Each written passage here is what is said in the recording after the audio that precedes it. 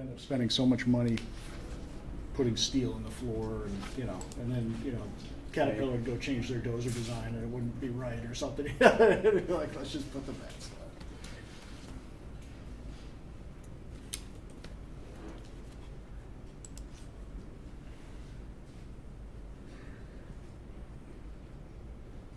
Hello. Hello. Oh, let me get us. Where are we? About time to start anyways.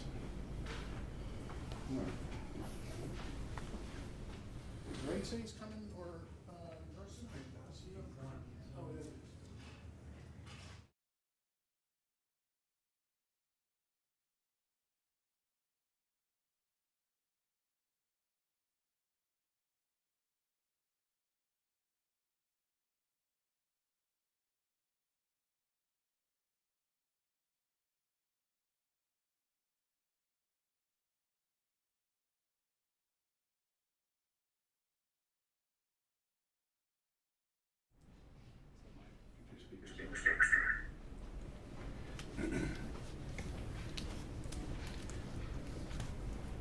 Alex is jumping on and listening too.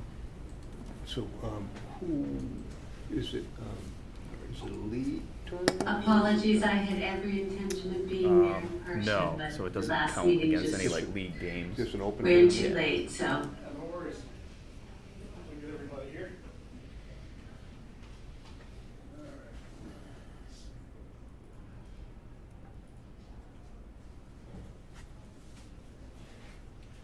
This is- Recording in progress.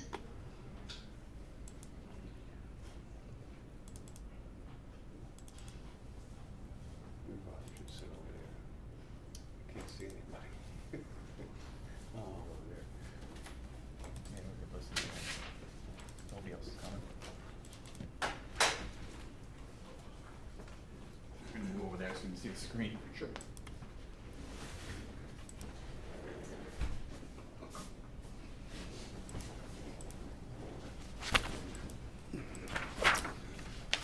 All right, good afternoon, everybody.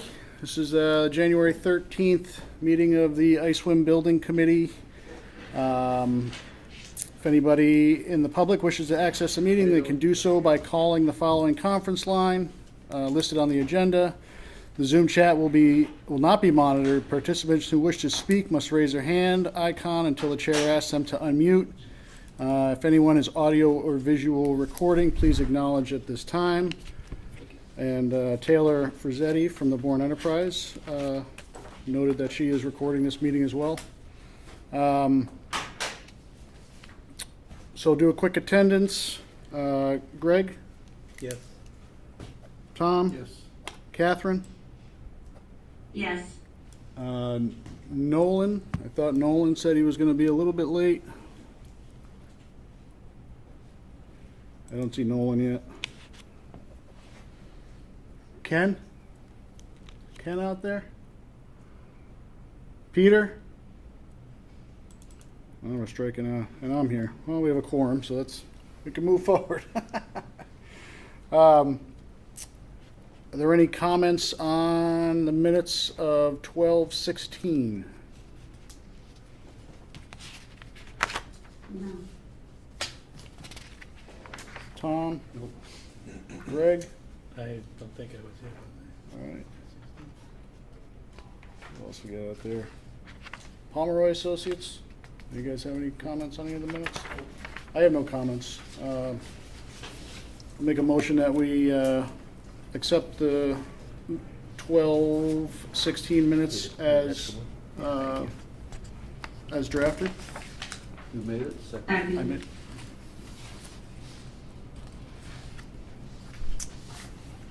Catherine, or Tom, you seconded. Greg? I'm abstaining. You weren't here yesterday. Tom? Yes. Catherine? Yes. I vote yes, and I don't see Nolan, Ken, or Peter here yet. All right, we'll wait on those. We'll come back to them. Next order of business is the Office and Maintenance Garage Designer Update. Greg? Good afternoon, everybody. We are in the process of finishing up the bid set documents. We had a very good working session with ReadyCheck, the review team that Pomeroy had retained to do review of the documents. I believe we're all on the same page. There were no major issues that were brought up. I think everybody felt fairly comfortable with that. Now it's just a matter of time on task to get that done. The other issue that I did, I don't know if everybody saw it or not, but I'll be happy to pull it up, is the work plan schedule. Have you seen that, Asa? I have I don't seen the one remember that was a exactly. couple weeks back. I would imagine No, it's I changed. did one on the 12th, on Yeah. Monday. Okay. Pomeroy did ask me to give an update on that. Okay. So what I can do is I can put this. Yeah, want to put it up on the screen? Yeah, all right. So give me 1 second and I'll put it up. The schedule pretty much is the same as before. Let me just get this a little larger. Okay. Let me share this.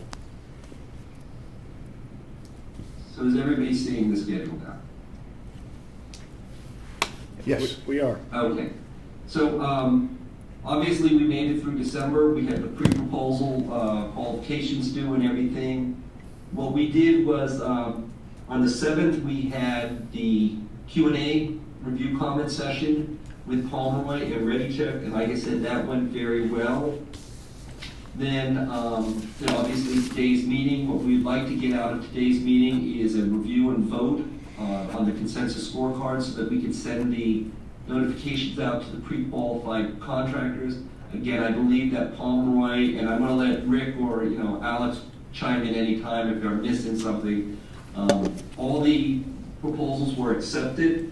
We felt comfortable with that and everything. So all it's a matter of us doing as a committee or the committee today is to say, yes, you concur with the recommendations, and then we will send the notices out.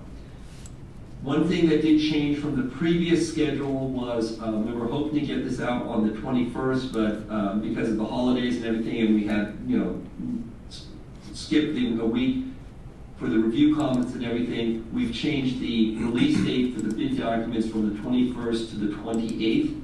It does not impact the overall schedule. It's just a slip by a week. So again, if it's approved today to proceed to go out to bid, what we'll do is we'll issue the central register notifications. We will work with you, ASA, to make sure that the town issues the newspaper advertisement, and we will pull all of that together to get the project properly advertised to go out for bidding.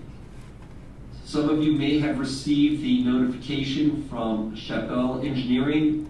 We've got a tentative notice from Mass DOT that we will have the survey access permit sometime, this month. There was not a hard date, I just based off the email that I had gotten that they said about 2 weeks out, so I put that as the 23rd. Along with that, I had sent a proposal for additional surveying work and traffic control that will be part of that survey. That was sent out for information. That will be a reimbursable expense on our contract. As I said, the goal is to release the bid documents on the 28th. The pre-bid conference is scheduled for 2/5. I'm suggesting that this be virtual so more people can join it, because I don't know if we have a site visit, if they're going to see anything but a nice clear site. That's a decision that I will let the committee make, and Pomeroy weigh in on that. On or about the 9th of February, we're going to commence the highway survey.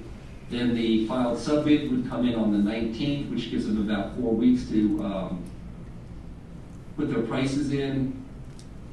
The survey should be complete on or about, the 3rd, and then we'll be receiving general bids on the 5th. As you can see, there is going to be a little bit of a lag time on the permitting and everything. I don't think that's a major issue. It's just one of those things that we'll have to deal with. Concurrent with that, and as that's getting finalized, we're hoping that the town will execute the contract with the contractor on the 3rd of March with a notice to proceed, and then we would anticipate in about a month later, the contractor would mobilize, and we're anticipating completion of the project on 7/21 27. That is a 15-month performance period. So that is currently the tentative work plan. I'll be happy to discuss any particular items or make any modifications as requested by the committee. Hey, Greg? Yes. I think you mentioned, I may have just misheard it, but I think you had said the notice to proceed would be issued on the 3rd of March. I think you meant the 30th. Yes, I did mean it. Yep, Believe okay. your eyes, don't believe what I'm telling you. Yep, I know. I'm the same way. So, And with regards to the pre-bid conference, there may be contractors that do want to see the site, even though it's just a slab-ready site. So I'm wondering if we have, what we don't want is we don't want people just showing up and bothering operations. So if we were going to do an arranged site visit, could we incorporate that into the bid documents, maybe a day or two after the bid conference? absolutely. We can work those details out. We could have the bid conference virtually, and then say if you want an actual on-site, whatever works for the committee, whatever works for ASA and the operations, I'm happy to support whichever way we'd like to do it. Are you okay with that, Asa? I'm fine with that. I think it's important that people see the site and understand our operations and how they're going to fit all into, that project is going to fit. Because we're going to have trucks, I can't interrupt the flow of trucks to the landfill, so I think that's important that people see the site. I don't know that we want to make it mandatory. Would we make that? We can't make it mandatory. Can't make any of that yeah. mandatory? Okay. But if we prearrange it and put it into the bid documents as a schedule, we'd be more than glad to orchestrate it.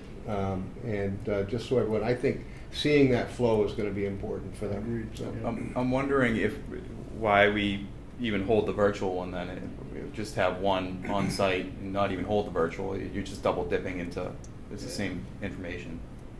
I would concur with that. If that's the case, if we want to make sure, then we should just set the pre-bid conference for on-site on the 5th of February. Any idea what, how many people we could expect at, I know it obviously varies, but generally speaking, how many people do you think we would expect? I would anticipate we'd probably say about 5 max. So it's something, we've got a small conference room, it's something we could start off with in our conference room and then just literally walk out the back door to the site? Yeah, okay. We It's have not like we're gonna have 30 people. No. You have 16 pre-qualified GCs, Yeah. general contractors.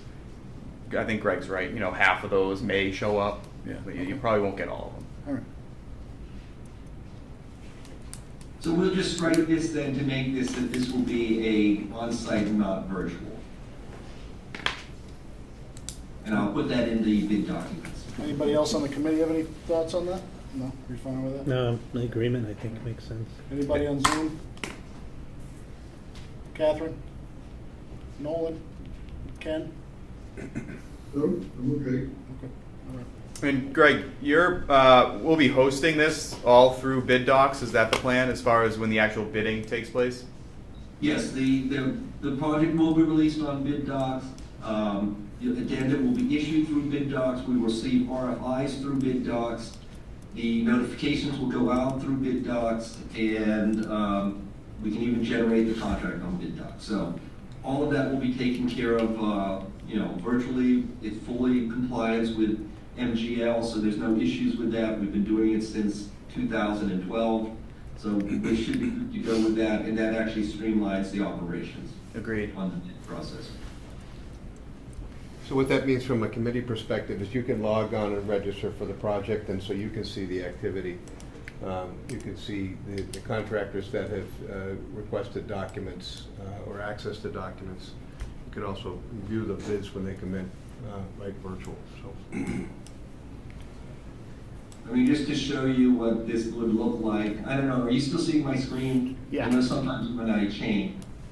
So this happened to be the Rentham project that we bid about a month and a half ago or something. But as you can see, there'd be a project dashboard. They could read the advertisement here. That would be the same documents. There'd be drawings. specifications. One of the things this little arrow does is this shows what drawings were revised during the addenda process, so it makes it very easy for the contractor to see it. There'd be the specifications, same thing, you'll see if there's any little arrows where the spec might have changed. The addenda, and I'll just open one of these, hopefully this is a small one.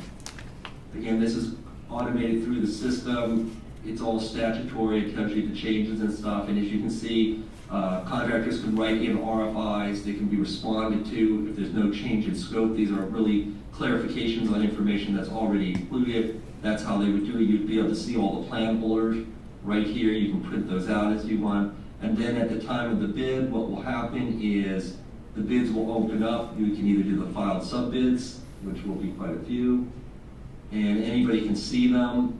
Once we review them, we would mark them official so that then the bidders can, use the information.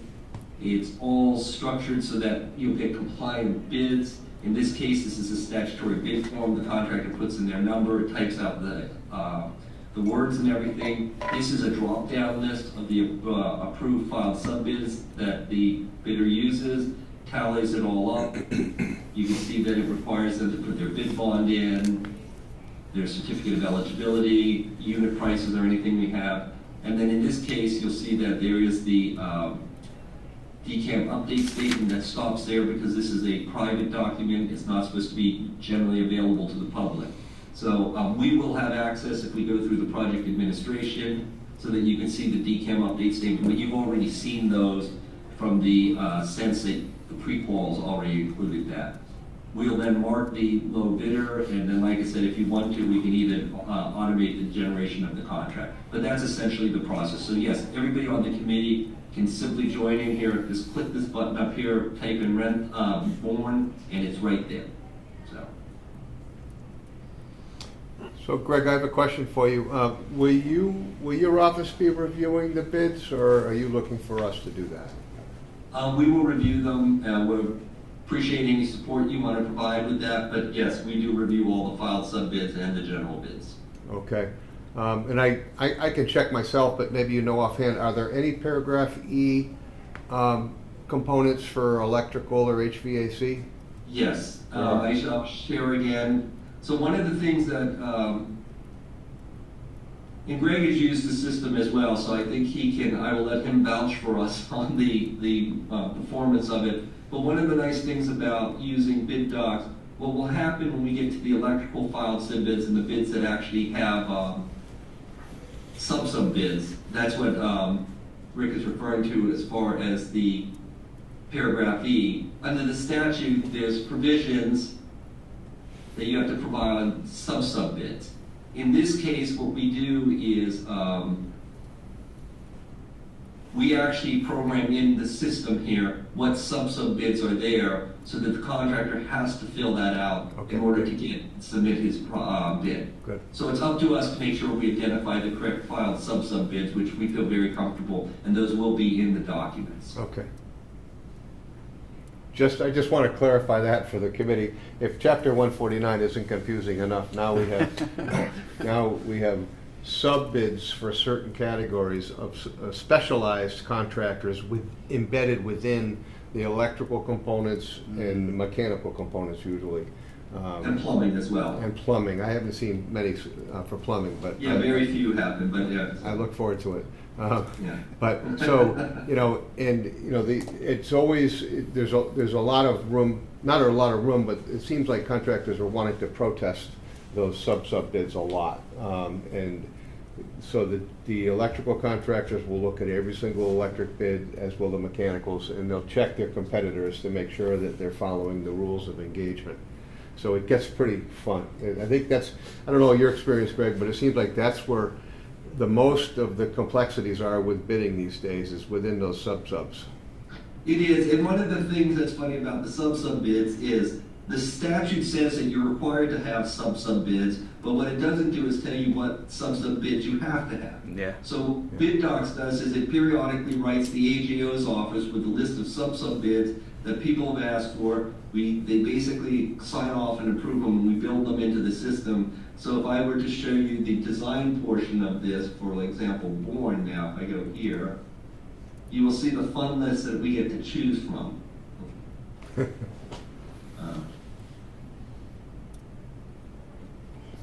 So in this case, I'm opening up this, come on, all right.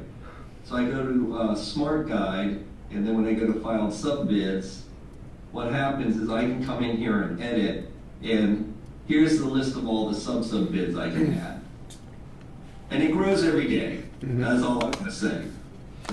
So those are requested by Well, they're- contract? How does that list grow?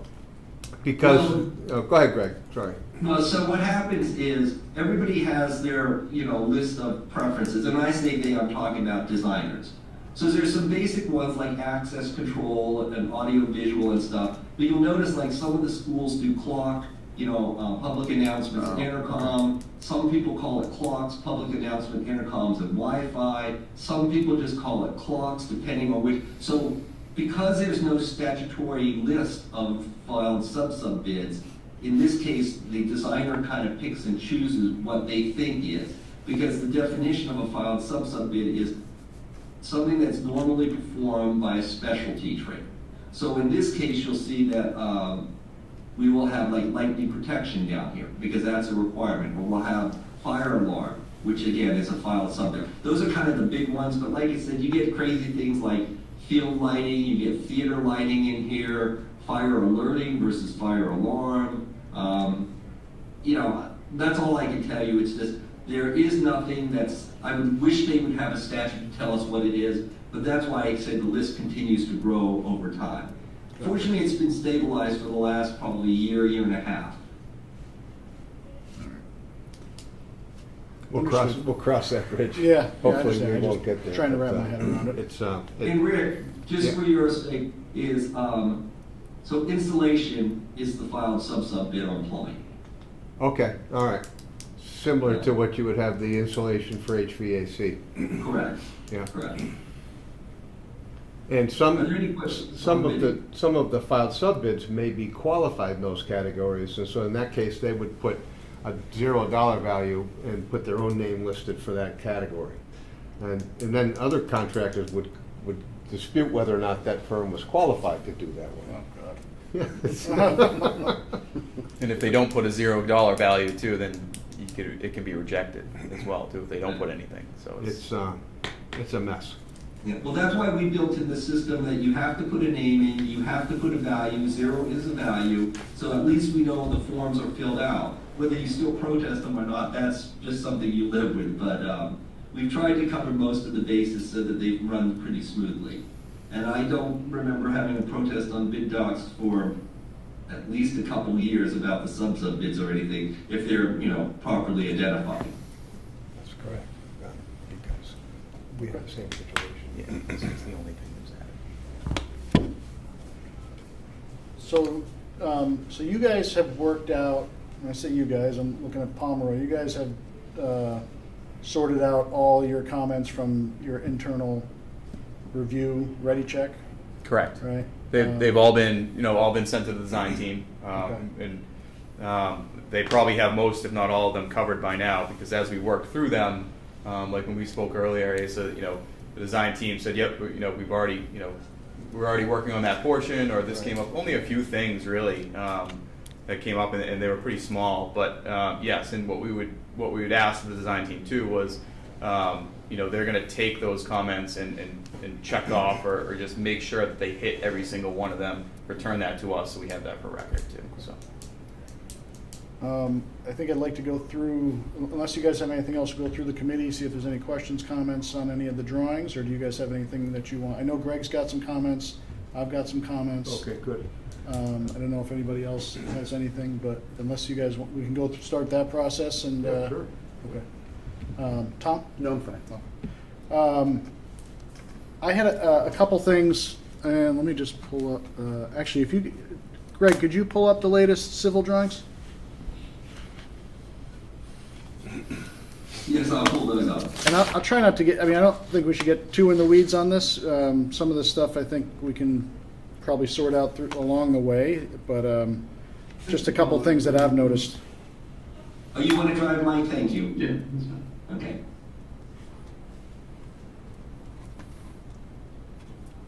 If we go to the utility civil drawing.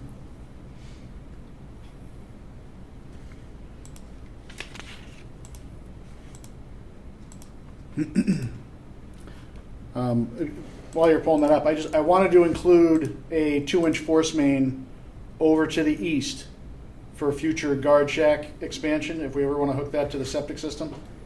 Right along the gable end of the south gable end of the building. Yeah, right along there, all the way out to the work limit, or at least to DMH, the edge of pavement. How about that? Just beyond the edge of pavement. Did you say a 4-inch or a 2-inch? A 2-inch.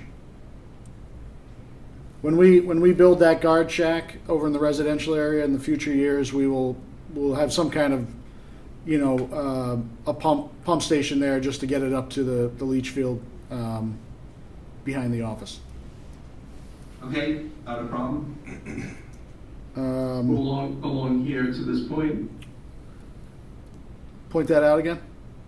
I'm sorry. Yes. So along this side, basically to this point over here. Yes. Yep. Just beyond the edge of pavement. Okay. I wanted to talk a little bit. We had talked about generator power up to our pump house, our fire suppression pump house, which is up actually off of the page on this, where we put our temporary offices. We have conduit to there that runs back to the pump house, which will be empty conduit. Actually, we have one empty and one utilized right now, so we do have an empty conduit there. I would like to be able to power, that is a 3-phase panel in there, and we've never been able to power that with just a small generator because it's 3-phase. And I'd like to be able to run that, if possible, off of our generator here. We've always had to worry about leak down, and if we lose power for a long period of time, we have to worry about leak down in our wet side of our fire suppression system, and that potentially that pump kicking on. So I'd like to add that in there as well, even if it's. Yeah, I'd like to go down that avenue now just to pick that up. Do you know what the draw might be on that pump? That's what I don't know. Okay. I want to say the draw on the pump is really small. There's a little jockey pump, and there's a big diesel pump that powers the fire suppression system, but there's a little jockey pump that draws maybe 6 or 7 amps. But then there's also heat in there as well. So it's not a huge draw, but it is a long run. It's probably 1,000 feet. So that's something I would like to incorporate into this. So Greg, we would need to realize whether or not we would need to increase the capacity of the generator. I know it's not a Yes. huge draw, but it is 3-phase service. It is a long Yeah, it's ways. a long run.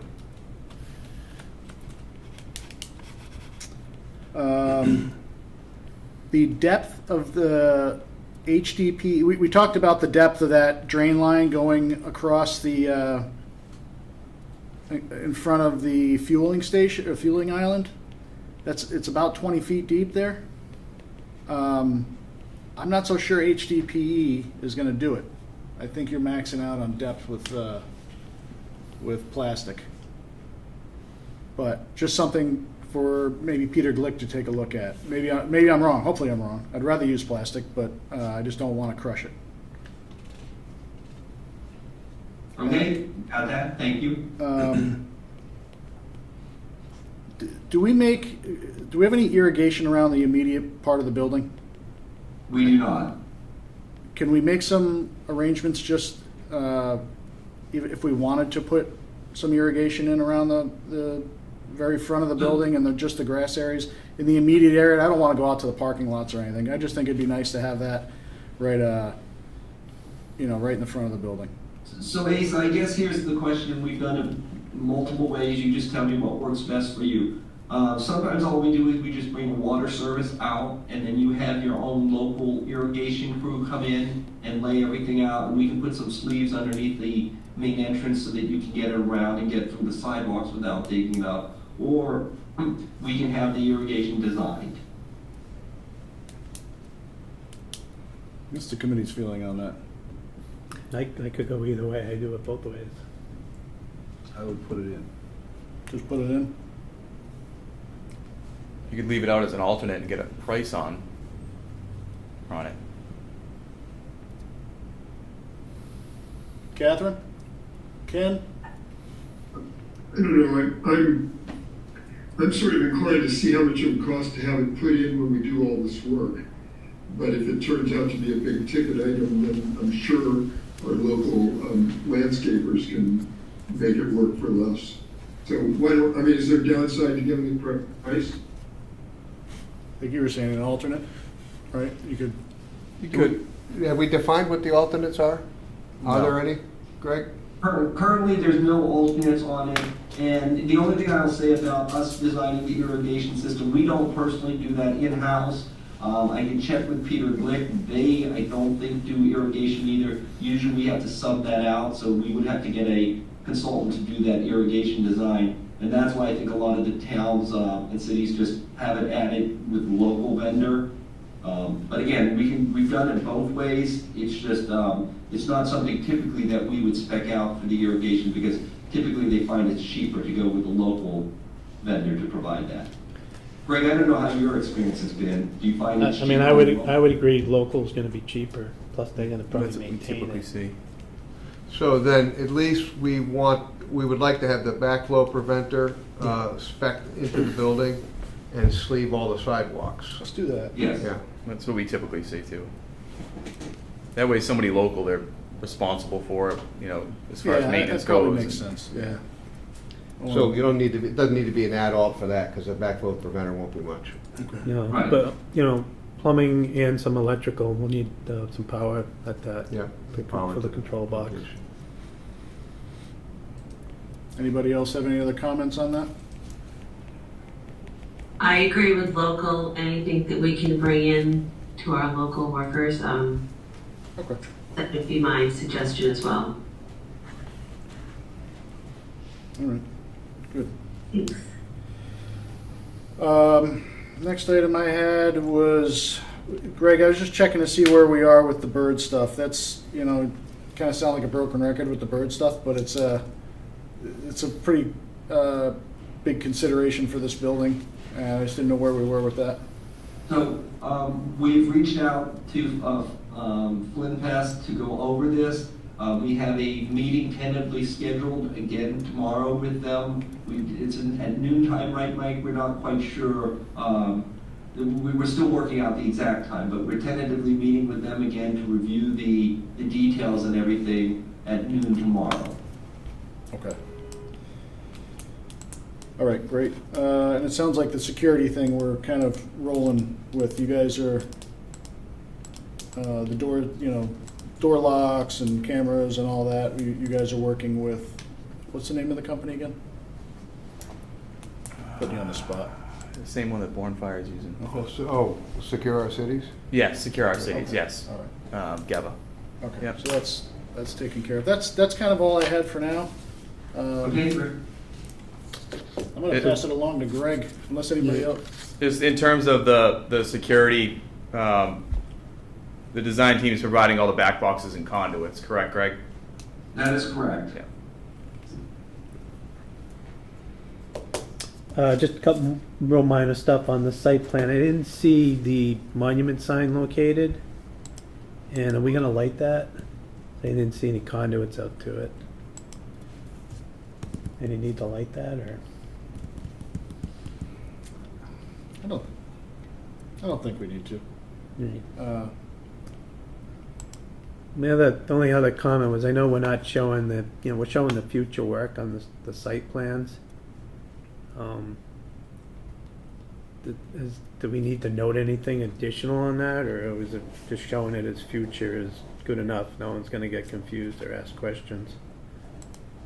So we're coordinating that. I Ready Check said the same thing, that there wasn't so much confusion, it was more just clarity. So we went through those comments, and the package should be revised slightly to accommodate that. And again, it wasn't so much there was any confusion, it was just how we indicated that. So we are working through that. Okay. Which So there's is- no lighting on the monument sign, is that what was decided? I think it would be lost, to be honest with you. I mean, it's not like we see this, you know, it's not the side of the road, people are driving down it, you know. Yeah, it's- most people aren't coming here at No, night. exactly, yeah. I'm not. All right. At one time, we were talking about trying to put interior bollards at the overhead doors. Do you still think that's something we should do, or I absolutely do you think think we have the room for that, Greg? We have the room for it, the question is on the bollards, how do you want them? The size of your equipment and stuff, bolting them into the slab will probably not do a whole lot of good. On the other hand, you know, embedding them is more costly and stuff. We can do it either way, just tell me what you would like. Bolting them into the slab versus, yeah, I think they would have to be embedded. I mean, Right. yeah. Yeah, so I mean, I've never bolted them unless it was like incidental stuff, but. Everything that we have is embedded, and I've seen loaders bounce off of them from time to time, and I've always been impressed at how well they hold. So, I think embedding them in the slab, I think, is the way to go. Okay? So typically we do a 6-inch bollard with concrete fill, Yep. okay? So I didn't quite hear that. Is that for the interior? Yes. Yeah, okay, we have them on the exterior, put them in the interior. Yeah, I Okay. can see them. Am I reading the drawings right, that the overhead door jams, the stone just returns? Mike, I'll let you, Yeah, I'm sorry, I wasn't. Yes, the stone turns in at the jams here. I can try to find, let me just find the details for it. I mean, my experience is even with the bollards, these jams will get hit. So I don't know, it just makes me nervous that it should have something maybe more protecting it. I'm just trying to find. Could we like do C channels somehow so it's heavy steel? so Greg, you're concerned about, so if we have bollards at the outside and the inside, your concern is your seat will hit the yeah. brick? Yeah, I mean, again, I've done the same detail with bollards and they still hit it. I mean, you got buckets on bulldozers that could swing over the bollard if it's up high, if they're, you know. I don't know, what do you think, Asa? Just, I'm trying. Which we're looking at? it's, Door jam 7, right? Yeah, that's one of them, So we got on the right side, you have the track yeah. of the so door, and then it just the masonry just returns, here- and then you'd have a bollard out to the left. How close is that bollard to the face of the masonry there? Probably about a foot off the building, at least 18 inches. Yeah.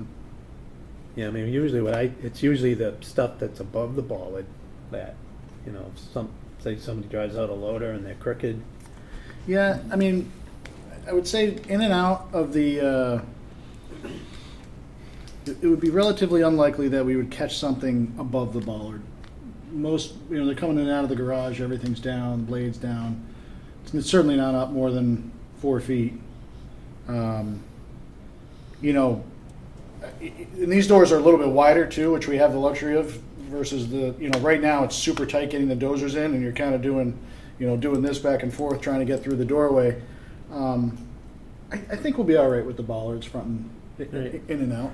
I don't think there's any 100% foolproof way of doing this. You know, there's always going Well, to be. yeah, the other option would be to eliminate the masonry altogether in that area and use a channel frame for the entire That's what door I was frame. thinking. Yeah. You know, I mean, I've done buildings and used the bollards, and you go out there a year later and they're trashed. So. So where does the I don't know. masonry stop at that point? It would start, you'd see the edge frame. If you were looking at the front, you'd see the C channel return, and the masonry would tuck. Usually it's padded out a little bit with the Okay. grout.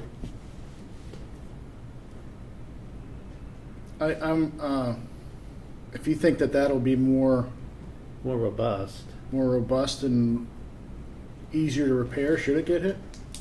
That's, The idea? yeah.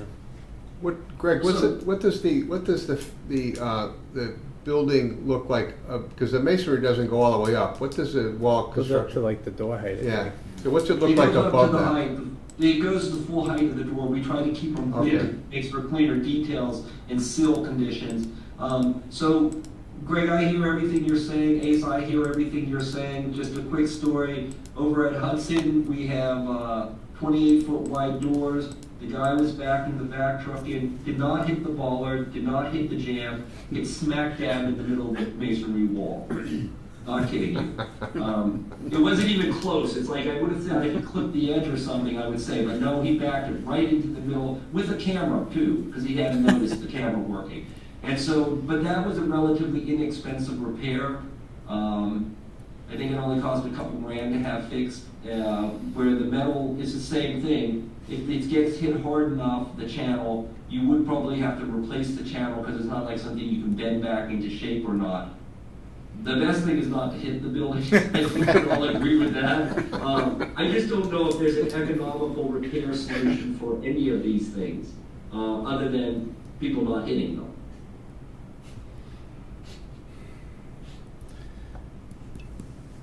Yeah, I mean, I see what you're saying. I think, masonry and I'm gonna go with your recommendation of bringing that C channel out. I think it's, Anybody else with any I thoughts? think to make it I mean, as if you just- foolproof as possible. on 495, I did that transfer station there. Mhm. And Oh, look yeah. at those doors, they're trashed. And we have the bollards. It's almost like you want to add bumpers like you would at a loading dock. Yeah, no, Yeah. I think to be as safe as possible, make it as foolproof as possible. I for just a think while long worked for term, a it's gonna be a better condition. For a while, I worked for Public Works Department, and the things I've seen them do. I know. It's just frightening sometimes. Catherine, Ken, Nolan, any thoughts? I agree with your recommendation. For me, it's always a question of sort of, cost efficiency, but I think protecting the building that we're building makes a lot of sense, and I can't imagine it's a, huge cost relative to the project, so. Well, so I just want to be clear, and if we need to take this offline, Greg, I'll be happy to discuss this with you, because I just want to make sure I understand the detail. So right now, are you suggesting that we take the corner, and the corner is shown as, where if the operator hits the corner, they're hitting a piece of steel channel there? Correct, yeah. Okay, so then that steel channel will probably be like 18 inches deep? Yep. Yeah, and usually you have to pat it out a little bit in the front with grout, because you'll never get a good fit. Right, so there'd be probably be a bent plate at that point, or, something. Yeah, you could do it as a bent plate as well. Yeah, and then the question is how would you typically mount that? Like when we do channels, we usually have a bolt where you can bolt it down on the one side. In this case, how would you tie this into the building? I didn't study that aspect of it, Greg. Okay.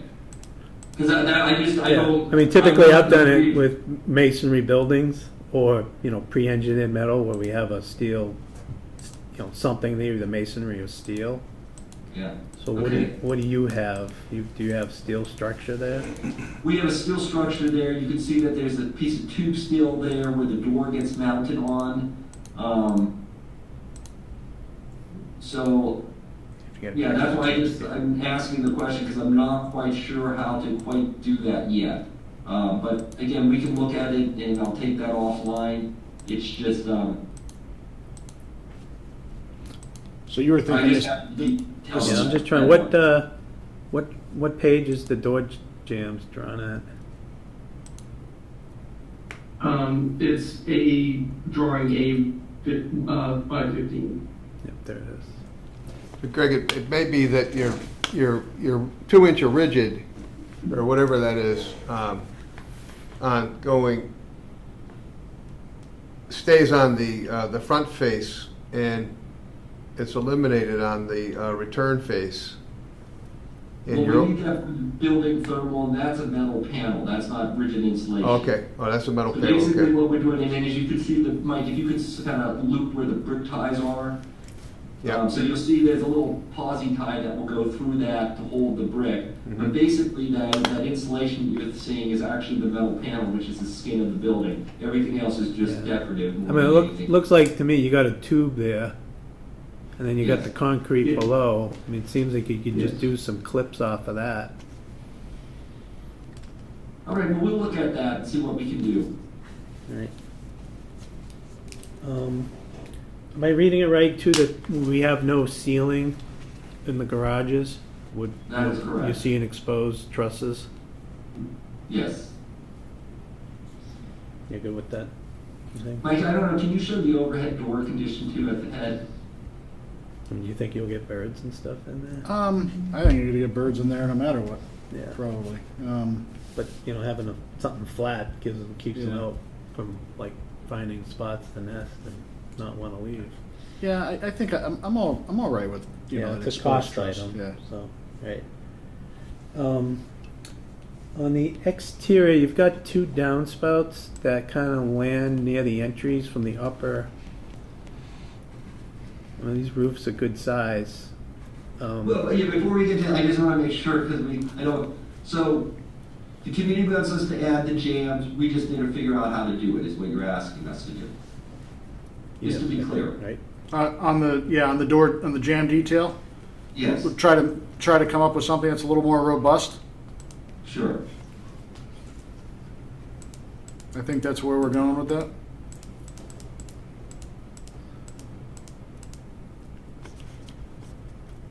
So when you look at drawing A31,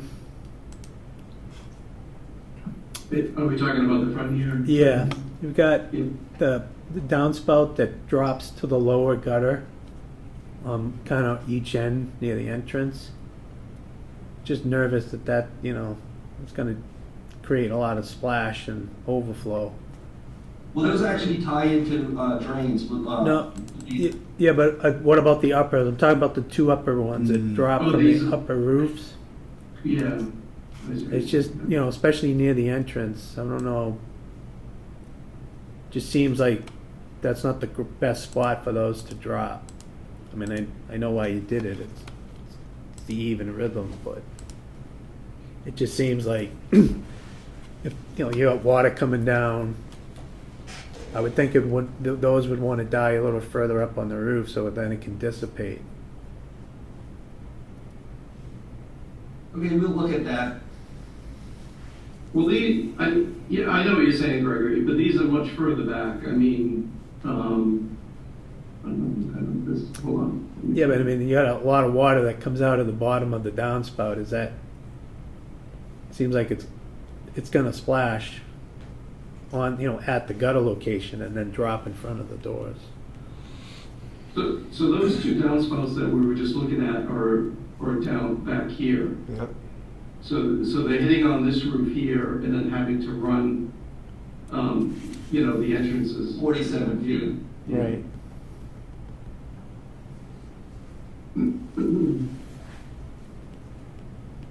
Hi, okay, now I have a question. May I ask you just to trace that one more time, where the rain falls in the path of it after it comes off the building? So the downspouts in general, you mean? Mm-hmm. But where you just, right out in front, you said, repeat what you just said, where it lands on the pavement. It doesn't land on the pavement. It doesn't land. Okay. It all gets picked up, Catherine. Okay, all right, Yeah. thank you, I just These are just, misunderstood that. these are two upper ones that dump on the lower roof. Okay, Right, so they're coming from this upper roof here, and then the lower roof starts right there. oh, I see what you're saying, I'm Could looking we- at it wrong. We've Could got you- a 47-foot run from Yeah, there. could to the you- front. Could you move them outbound and bring them all the way down? So it goes right into a drain instead of relying on the lower roof? We do have some downspouts that go to the outer edges, it's just that it's a fairly long run on the gutter. So we would have to pitch it, and the gutter would be hanging below the eave if we did, you know, if the runs are too long. Yeah, no, I'm saying instead of having the downspout drop and low at the, just move it a foot or two to the left and bring it all the way down and tie it into the drain. Just those two outer ones, not I think the upper ones are fine. Okay, then, I'm gonna go back, we're still. I'm gonna go back to the elevations. Yes, please. And while you're doing that, can I just ask Greg another quick question? If it doesn't extend from one drain pipe to the other, if it just goes, the middle one that just goes straight over the roof, will that cause damage over time, just wear and tear, more so in that location than other parts of the roof? I mean, yeah, but that's pretty typical. There's really not, Okay. I mean, I'd do it this way too. Okay, You're Okay. sensitive at entrances, that's all, for splash. Okay. So let's start at the entrance. So right now, there's the entrance S1. That is the main door. Yeah, not that one. I'm looking at, if you look at the west Oh, elevation. you're talking about the one at the end condition? Yeah, that's coming off the Oh, upper okay, two I see what roofs. you- All I'm saying Okay. is if you move those outbound a little bit, you could drop them all the way down and tie it in, so you're not relying. Yeah, so you're talking about, no, so Mike, go up one elevation, north elevation. He's saying that door right there. This one? Yeah, so if you go back on the elevation, I see what you're saying, Ray. I think I see what you're saying. Yeah, So- if you go to the west elevation, Yeah, so if we go back to the west. So Mike, had that door, rather than have that gutter run down. This yeah, one. just move it a little to the left and drop it all the way Oh, yeah, down. we can do that. That's not a And problem at then all. opposite end too, over near the, even though Yeah. that's got the overhang, I'd still do it. Yeah. I This see what you're one, this one as well. Yeah. Yep. Yeah, I thought you were concerned with the upper roof downspout. That's what I was Yeah, thinking, no, middle. yeah, it's the upper yeah. one, it's just that those two, it's near the Yeah. entrances. Yep, You makes just- you sense. always get splashed, they never work out right. Yeah. No, we can do that. Cool.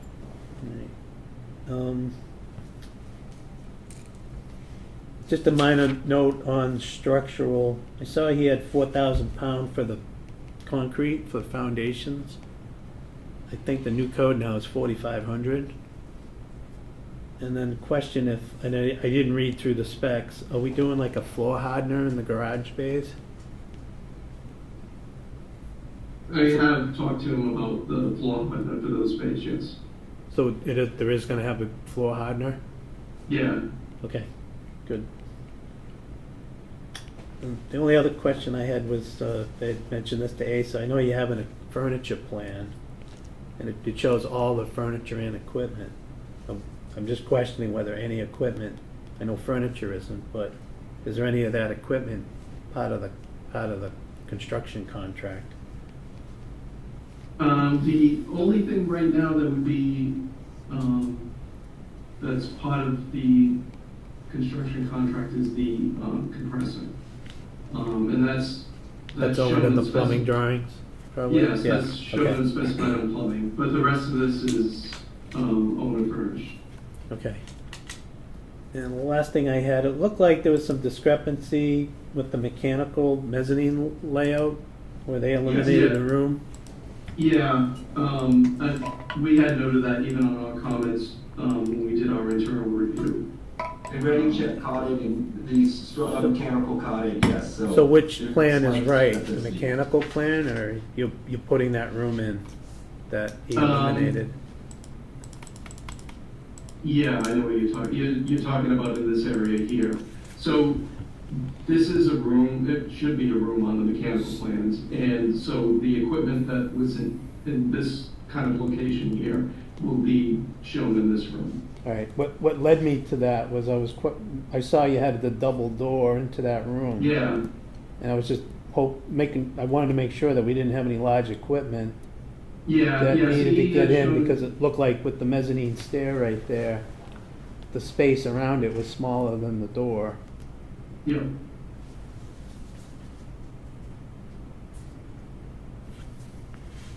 So the room's going back, and the double door will go back. correct, yes. And then this just becomes one Big large room. mezzanine on All that right, side. so equipment can come in from the other stair if it can't fit through the other one. Okay, Yeah. that's all I had. Hey, Mike, can you just pull up the architectural mezzanine, show the correct layout, just so that everybody's clear? Thank you.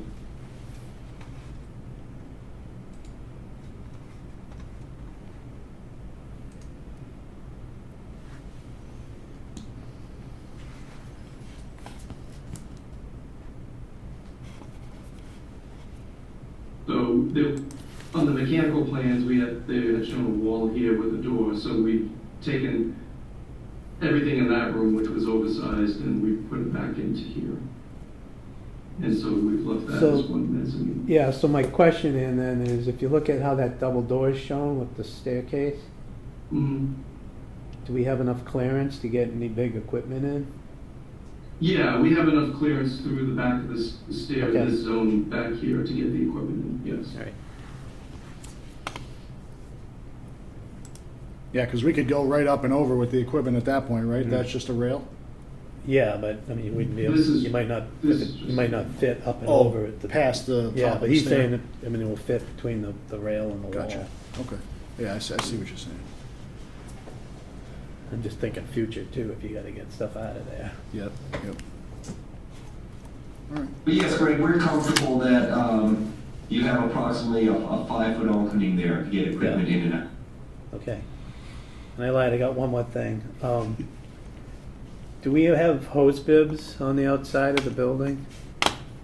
The We do have reason some. I ask, I assumed on a project of mine I'd have them, and we don't. And I'm being told they're not in the code anymore, so they didn't put them in. I'm pretty sure we did.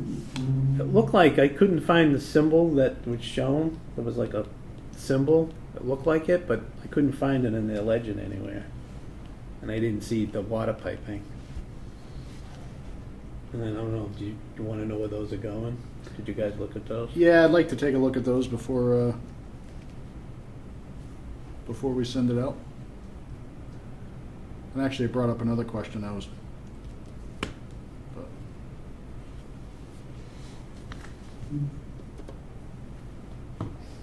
So there's the,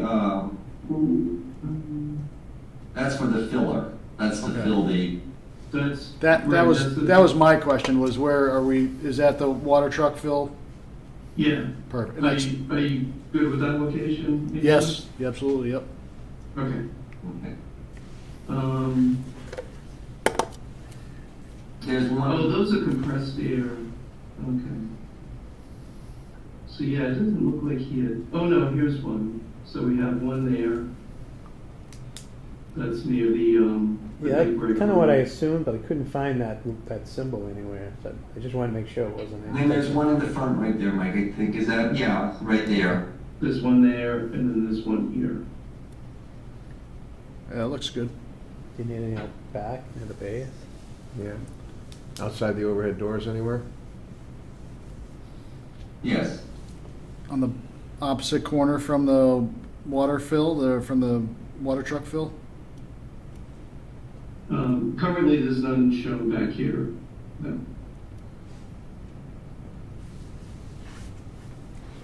Yeah, that might be a good idea to put one in that corner.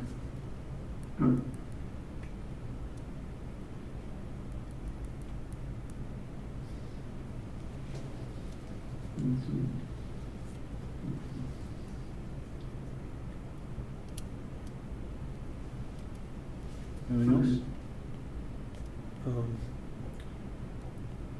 The equipment in like the break areas, are you guys doing like water sources in there for like drinking water? They only have the drinking fountain near the bathroom. We don't have. We have a. So you're saying like a. So the only Bottle drinking filler or fountain right now is near the main bathrooms, right? Yeah, right here in the middle. There's nothing In the else, middle. anywhere else? There are no other drinking fountains, no. So So, the question always comes up is, you have the sinks in both the break room area as well as the office break room area. So you have the sinks there. Sometimes they put the water filter systems on I don't know how Bourne water is. Is it good, bad, indifferent? Bourne water is good. We, but we work at a landfill, so it's sort of this, we use bottled water, nobody drinks the water just because of it's an idea. You know, it's the same water that everybody else drinks, you know, it's the same mains, but it's just kind of the way it is, so, you know, I don't know. Every morning you'll fill up water bottles, put them on the counter and offer them to the staff? Exactly. No, they bring their own water bottles and everybody, yeah, it's, but that's just kind of the way it goes, so we've always nobody's ever drank the water. We've used it for washing hands and stuff like that, but that's Would you just, agree except for, if there was like an osmosis piece of equipment standing there purifying it? So it'd be separate than the faucets, there's little, spigots on the side. Again, I know Eversource has the same challenge. Usually they just put in water treatment system. I think that's a good idea, and I think I mean, you can get the, a bottle filler in that room would be yeah, would I'm be thinking utilized a lot. your break room and the training room maybe. Or a bottle filler near the bathrooms. I don't know, I mean, I'm not sure how the Bourne plumbing inspector reads it. I know some say you're supposed to have these at every set of bathrooms. Yeah, this will have the water fill station with the drinking fountain.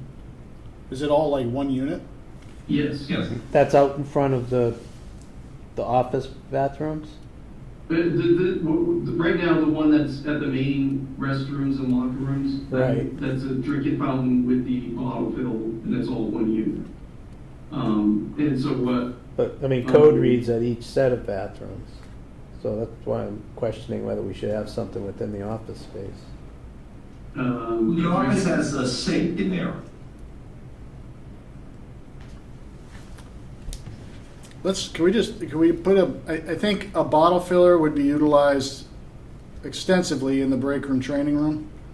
I don't know The that. large one? Yeah, in the large one. Okay. I don't know that we necessarily need one in the other break room, but I know it'd be used a lot Yeah, there. it's close And enough you could yeah, get I would, to it. I would think that makes sense to me. I don't. Dan, Phil, what do you guys think about that? I agree. Can we have a hot water spigot? Around the building?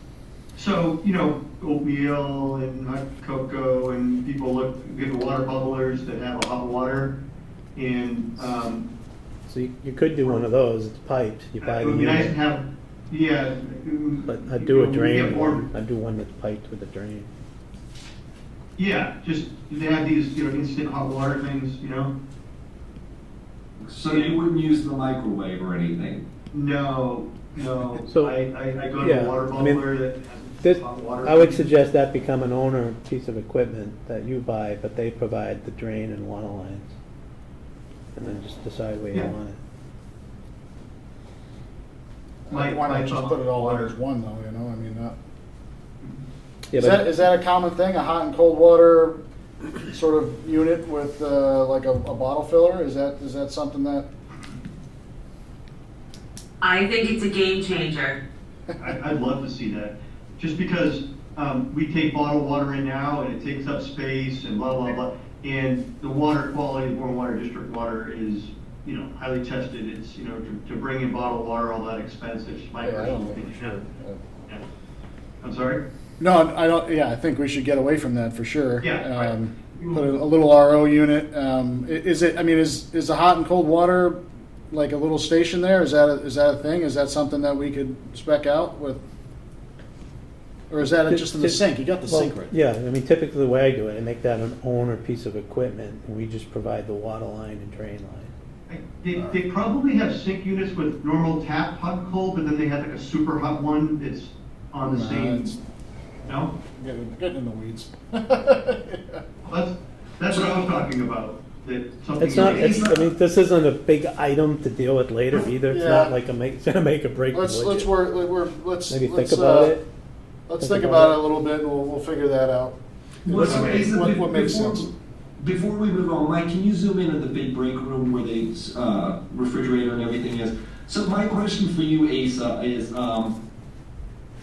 I'm not sure how often or what you use your counter for in the break room. You probably have a microwave, coffee maker, or something like that. Yeah. But my question for you is, if we take the refrigerator and put it at the other end of the counter next to the door going into the storage area, Yep. where the refrigerator is we could probably get you set up so that you could have a more sophisticated water system for, you know, hot and cold water and everything else. And it's just a matter of shuffling the space, because then we can still get the drains and everything in there. Then we can look for the appropriate piece of equipment as opposed to trying to, you know, squeeze something in. Let's just put a bottle filler in there. You got the microwave. We're fine. I mean, I don't know what else. You know, for the amount of hot water that we use, it's not worth the expense. It can heat up water in the microwave. Okay. Is the one near the main bathrooms a bottle filler combination bubbler? Yes. Yes. Okay.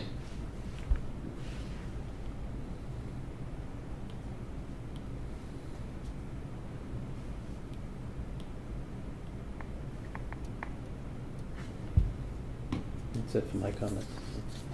All right. Catherine, you have any comments? Anything you want to address? No. Nope, I agree with the recommendations. I'm fine with that. Okay. Nolan?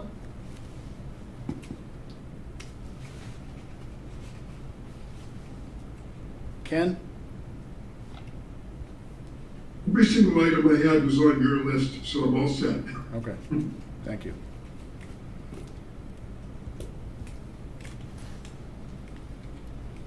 So where do we stand as far as, Asa, can I ask a question? sure. Who am I, let's see. That's more. It's Marlene. Marlene, Marlene, yep, yeah, go ahead. I apologize if I missed this. I had to jump off for a minute, but can you tell me where we stand with proprietary items and getting a list of those for the select board to vote? I know you are going to need to make the access control proprietary, and at least the software and controls for the fuel depot, because we need that to run on the same system as DPW. Do we have any other proprietary Fire alarm? We had talked about that. items here? Yeah, Greg's saying fire alarms, and that might be to tie into everything else that we Well, got. so you can have a master contract with, more than one building. Yeah. I know we had touched upon it, but I don't know where that went. Locks, do you have a town-wide lock system, keys, anything like that? The access control is gonna need to line up with what is it at the police station. Yep, we're already working on that. Yeah.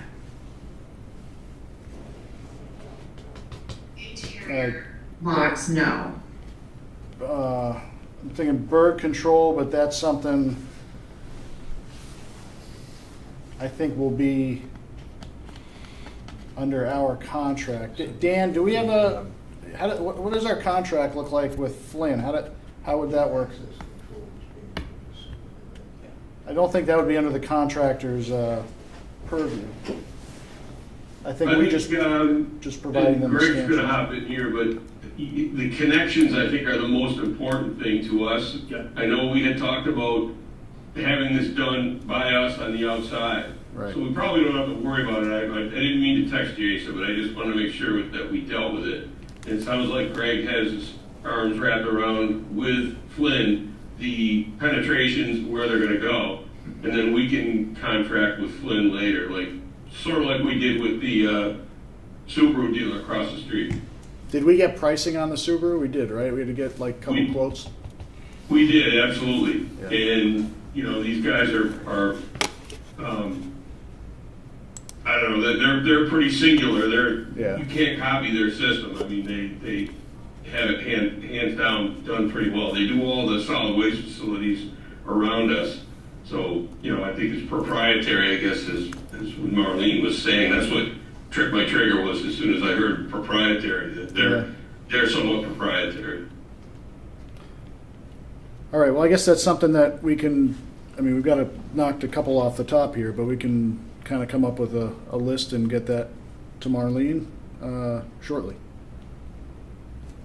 Yeah. Are you doing like a whole building exhaust or vehicle exhaust, or is it a system that's capturing it? It's a more traditional system with the reels by the doors. Okay. Okay, and that doesn't need to match up with any equipment you have on any connections you have on any of your existing equipment? No, we don't really, it's not quite as complex as like the fire department where those guys have to drive out the door and have that stuff disconnect, I think is where you're going with that, so. Yeah. No, So it's a little more manual. Okay, fine. Yeah, so at some point, I will need to put your request for proprietary equipment before the select board, before it can be put out to bid. We need to include that list in the bid documents as well, too. Mm-hmm. But I'm not sure, the access control is being, Greg, your team is just designing the infrastructure for the access control, right? That's correct. We're buying the boxes and the conduit, and then the town's, vendor will come in and pull everything. Right, so that would not be in the system itself would not be in the bid documents. So that would, Okay. that wouldn't have to be proprietary. How is No, that procured yeah, then? Like, is that still something, because it's in the building and it's proprietary and we're treating it as such, do we still have to go to the select board for it? Or is it because it's out of the contract, we won't have to go to the I select? think you still have to go to the select board because the goal is you still have to, when you're procuring something, you have to get quotes from equal manufacturers. So say like the access control, that would be a proprietary item that you would go directly to Genetec. Genetec is what the police department uses right now. Yeah, right. But Rick, I don't know if that applies when they have their own vendor that's under contract to service. We'll have to check that. Because if they procure those other services and say whoever their vendor is, they procure those services and they're running a single system at this time. And I don't know what the terms of that contract are, but the other towns and stuff that we've dealt with say that that's not an issue. They just have their vendor come in and put it in, as opposed to us bidding it, which would require the or equal, which means you could still end up with something other than what you want proprietary. So.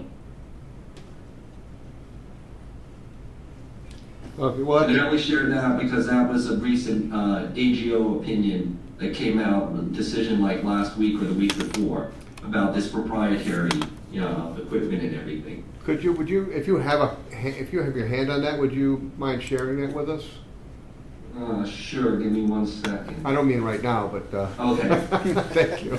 You don't want to read the 8 pages of the opinion? I'm shocked. You could. I'll read it tonight. Okay. But that would make things easier if there's been some recent opinions on that, so. And then the fire alarm, I'm not sure that we would make that proprietary as long as it's, because most fire alarms don't have compatibility with other buildings. Yeah, but it was more of like they can sign a service contract with one vendor and have Yeah. multiple contracts in it for maybe better pricing. Does the town have a service vendor for I mean, fire alarms? we've got our own fire, we have, Phil, help me, we have, we have a whole fire alarm system built into the site. I forget what the, We have American several Services. vendors. We have, they're called Relay. They do all the physical pull stations, alarms, and then it goes to a service called Dynamark, which is the vendor that calls us, and that's, I suppose we could switch if we needed to, but it'd be nice to keep everything.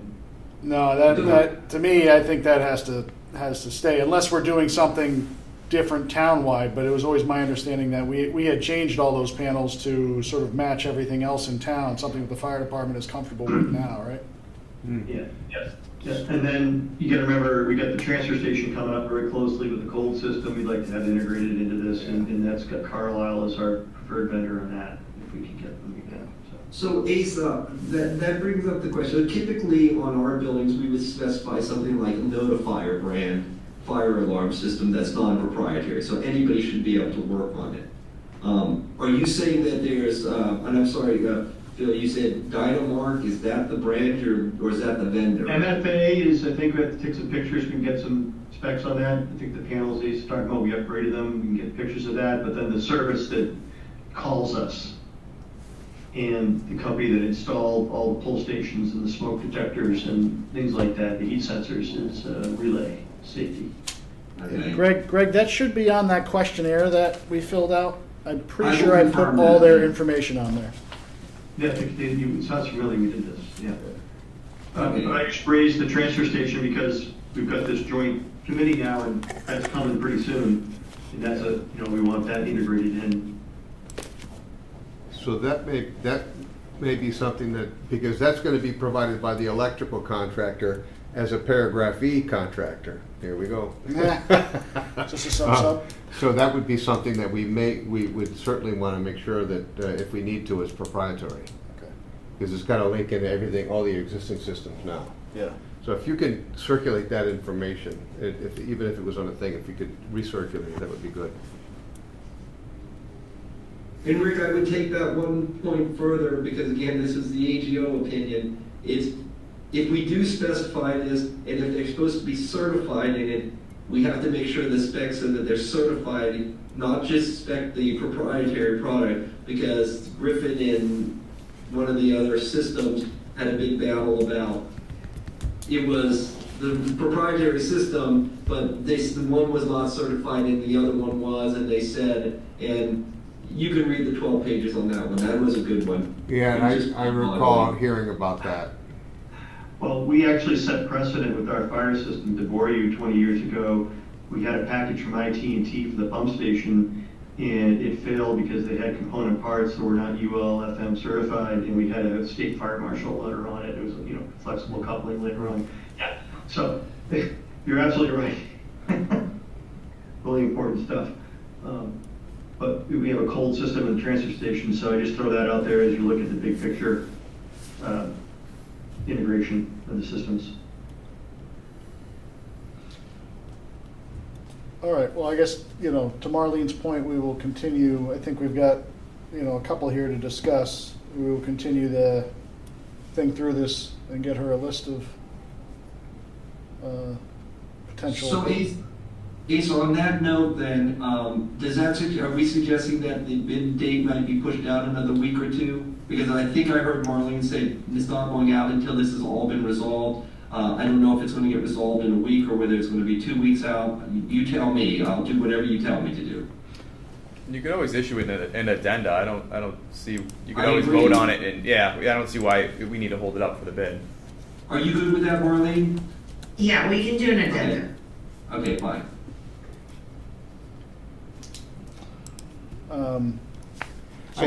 I think what I would try to do is not rely on the addenda though, and see what we can do to get it clarified and cleaned up now. And the addenda would be as a last resort. If we do need to get select board approval, we would have to schedule that. We'd have to get that document ready to go too. What happens, Greg, if we issue in an addenda a clarification on a system like that, all of a sudden the contractors, they perk up and they start looking for ways to protest it. I don't disagree with you, Rick. That's what I was going to say. It's probably worth, extending, pushing the bid date out by a week or two if that's what it's going to take. If it's going to take 3 months to do it, which that's exaggeration, then I would probably say no.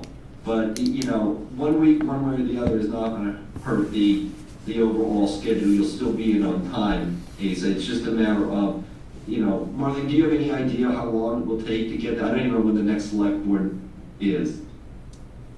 Once I get the list of everything, I can do it on January 20th. I can do it on January 27th. Or I can do it on February 3rd. So that's January 20th, January 27th, or you said February 3rd? Yeah, the building committee should vote first and then transmit it to the select board. So the building committee might need to call a short meeting just to confirm that you guys are okay with it.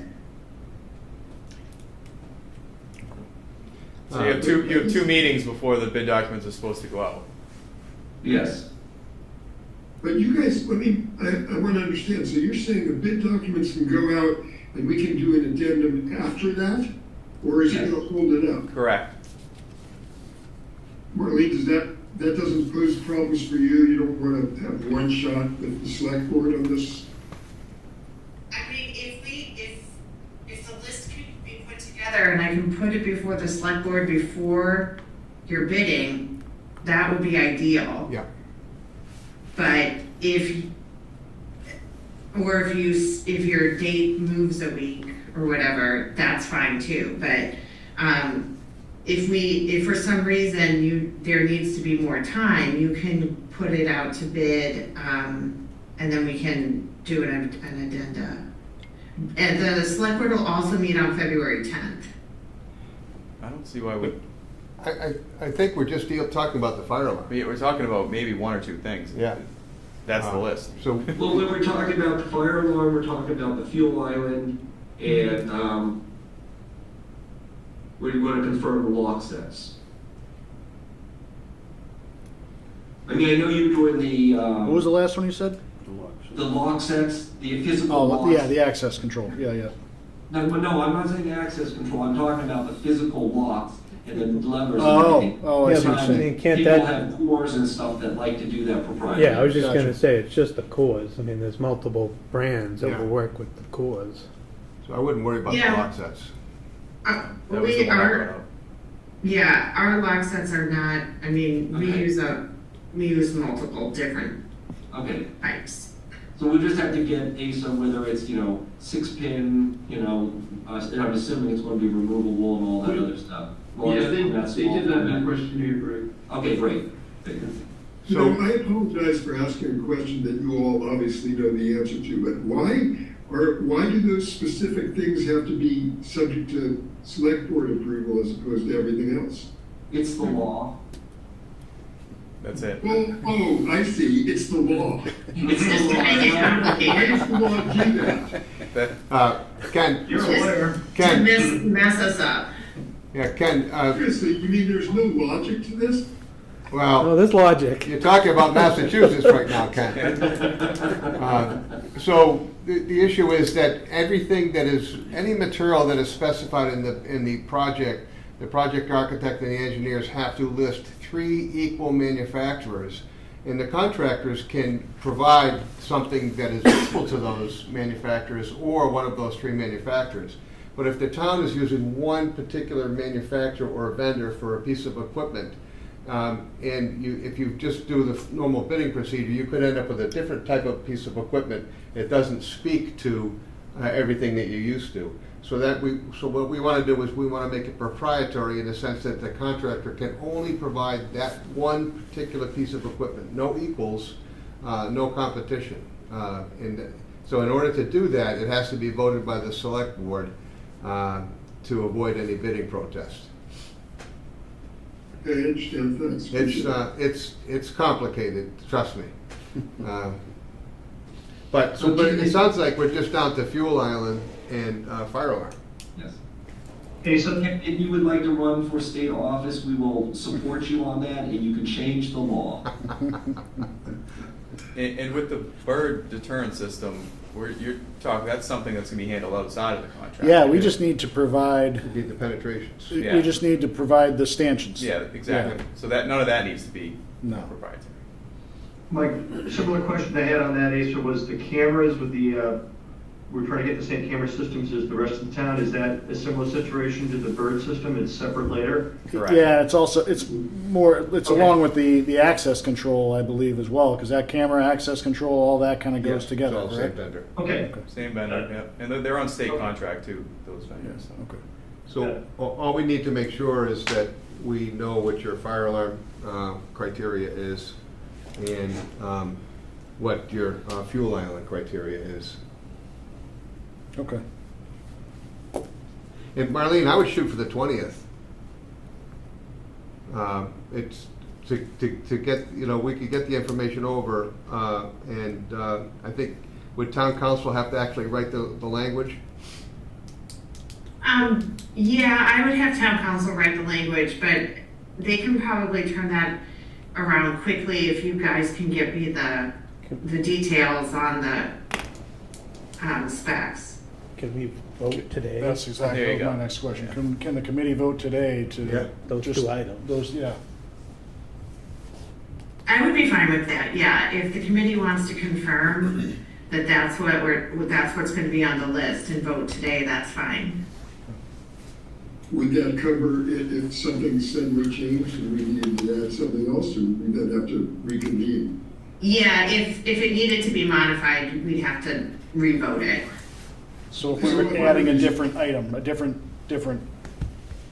sort of, yeah, something else in addition to those. Right, Yeah. you're talking about a different category. Trade. If we're pretty confident we know what it is, we ought to just vote to. So if I may suggest, what I would assume is the motion is that the committee has voted to have a proprietary fuel island monitoring system and fire alarm system to be compatible with the town's current systems. And then we can track down the details on exactly what model and everything that is. But you're basically voting that the fuel island and the fire alarm are compatible with the town's current standards. Correct. Marlene, can I ask a question? Would that be one vote? So in other words, would town council put together one document with those two things listed in it, you think? I think that's how they would do it, yes. So can I make a suggestion that we add the Genetec security access control system into that? We're going to be asking for it later, and having all three of those components in the same vote, I think, would be very valuable. Yeah, I mean, even though it's not gonna impact the bid for the contract, eventually the building is going to need it. So we can kind of get it set up well ahead of time. Yep, okay. And we already have the language for that. I can get that, we've got that already prepared. We're doing that for the fire station right now, so. Yeah, okay. Great. We need a motion. You want to make the I motion? move that we do that. You move to make that motion. That was it. Because I can't remember all of that stuff. Yeah. So I guess the motion would be to accept proprietary, or make the recommendation to the select board that we use proprietary equipment for access control, camera systems, the fuel depot, the fire, and the fire alarms. Yeah. Yes. Is that the motion you're Yes, making? that was it. I'll second that. Is it the fuel depot or the fuel depot monitoring system? The fuel depot monitoring system. Yeah. Okay. Okay. Greg? Yes. Tom? Yes. Catherine? Yes. Nolan? Yes. Ken? Yes, Peter here? Peter, you here? No, Peter, and I vote yes. And that was Tom made the motion and Greg seconded. All right. So if you could get, we could sort of get that rough information over to Marlene if you just want to get us who the fuel depot monitoring system, that manufacturer is. Yep. And fire alarm And fire system. alarm. We We'll already get that- have access. Get that control. for you tomorrow. Yep, okay, thank you. All right. All right, let's, I just want to let's go back real quick. I think Ken and Nolan, you guys weren't here. We went through the minutes. Do you guys have any comments on those minutes? I do not. I was fine. Okay. What's that? I said I was fine with the minutes. Oh, I'm okay, all right. I'm going to make a motion that we accept the minutes as drafted. You want a second? Second. Oh, second. Catherine? Greg. Greg, you were not, Yeah. you were not Yeah. here. Tom? Yes. Catherine, Yes. Nolan, Yes. Ken, Yes. and I vote yes. Okay, so that's out of the way. What do we need to vote, or do we need to vote on the CD? Or do we want to wait? No, because we're not waiting. We've already voted for, so Vote to approve to go into bidding. given the comments and suggestions that we have Right. made. Okay. Before we do that, just as a formality, can we vote on the pre-qualifications, because they have to go as part of the package, and then we'll put that all, it's just semantics on how, whether you want to do it now or later. Okay. Yeah, we can do that now. I think we would vote on the, what was the scorecards? How's that worded? Right, so, under chapter 149, any project over $10 million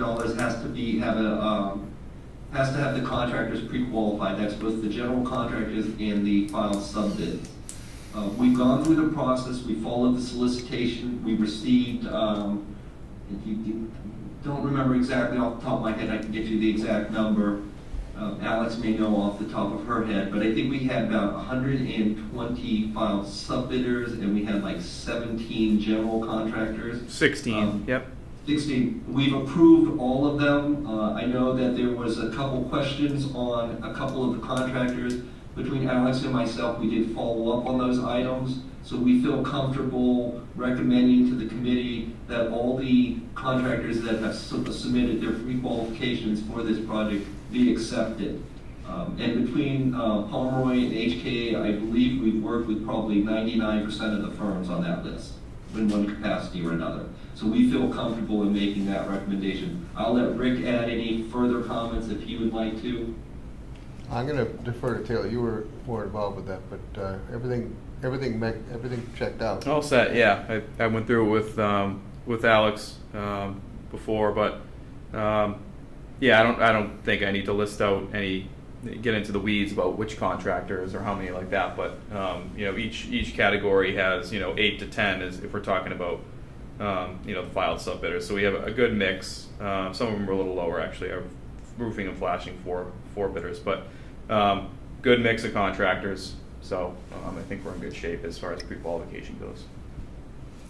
Okay. Nobody was disqualified is the major point. So the motion would be to accept the consensus scorecards for the pre-qualifications for the general contractors and the subcontractors. Filed subcontractors. Yeah. Filed subcontractors. So to be specific, it was 16 general contractors, and I misspoke, it was 97 subcontractors. Okay. To accept 16 general contractors and 97 subcontractors. Yes. I'll make that motion then.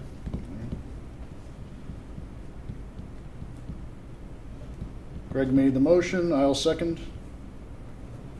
Greg? Yes. Tom? Yes. Catherine? Yes. Nolan? Yes. Ken? Yes. Peter? No Peter. And I vote yes. All right. Just so everybody knows too, that doesn't mean we're going to get 16 bids. Some contractors get busy, some contractors decide to get pre-qualified, and then something comes up, they don't. So, we'll still, I'm sure we'll still see a decent amount, but Yeah. we're not going to see 16 bids, is my guess. That's a good thing. Yeah.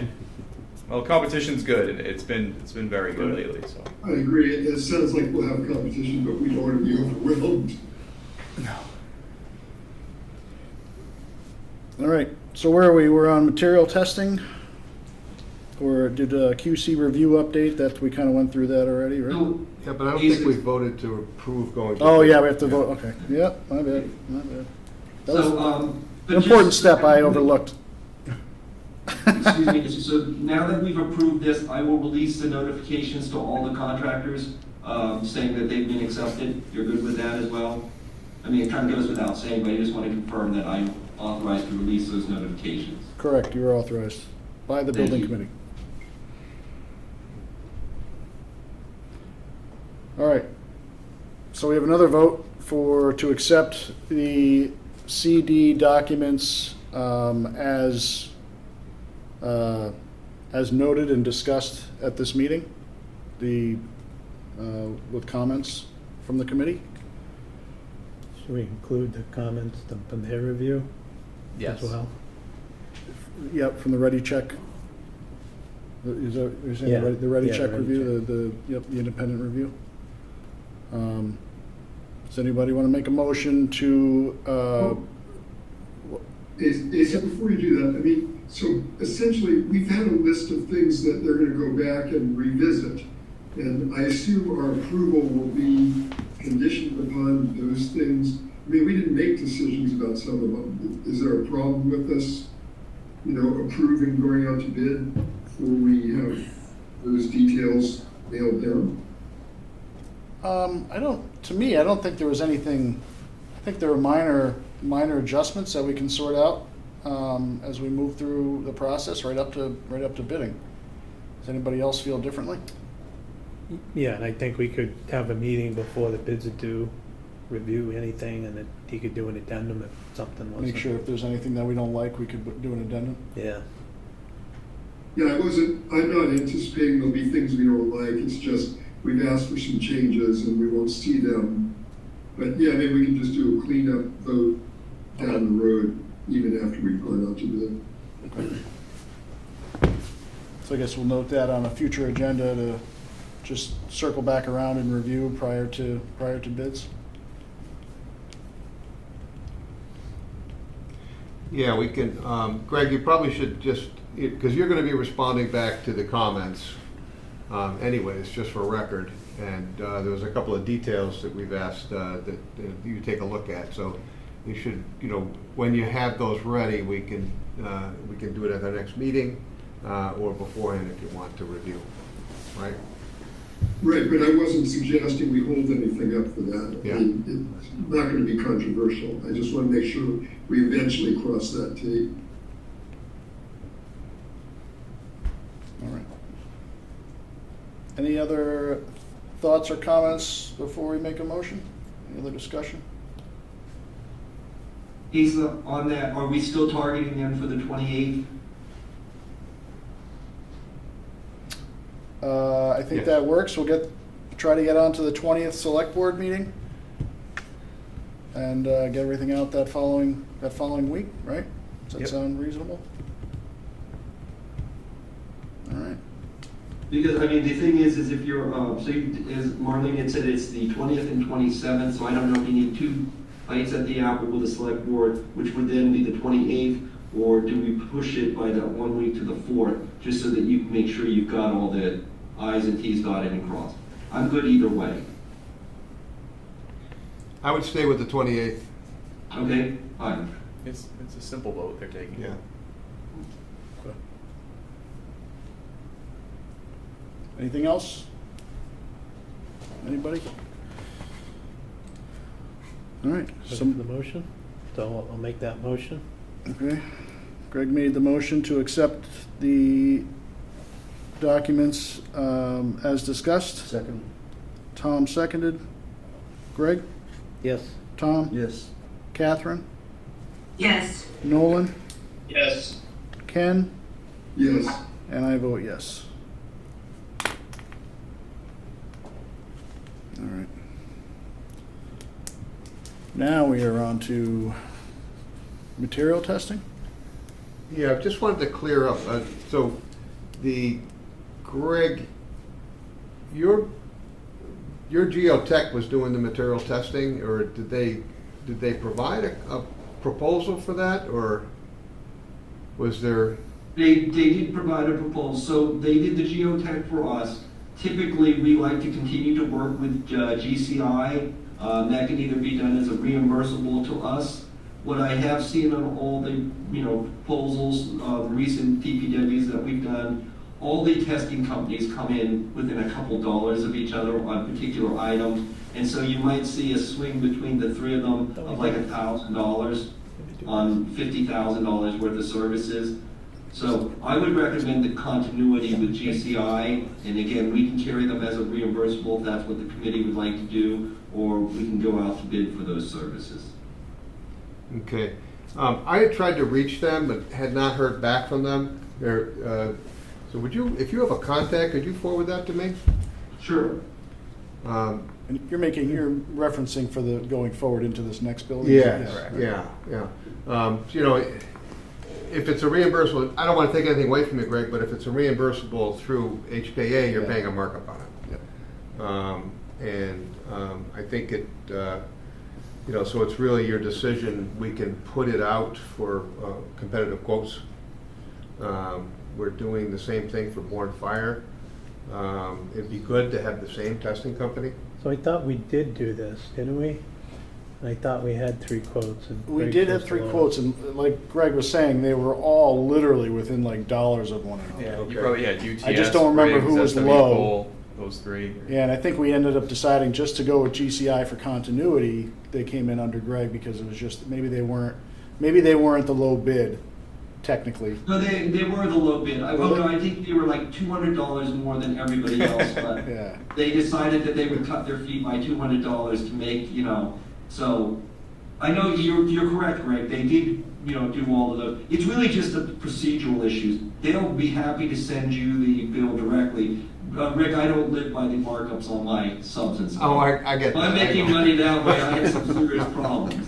So, so I'm not offended if you want to contract directly with them. But yes, we went through that process, and Greg is correct that we did vote for GCI. So in theory, you guys could continue to just use GCI because it was a vote on it. Okay, so that, if you're okay with that, you know, that's fine. If you have the documents for that, it may be good to make sure you have it. I believe I have them, and I think Greg, you probably have received them. I have those as well, yes. Okay, if you would send those to me, that'd be great. I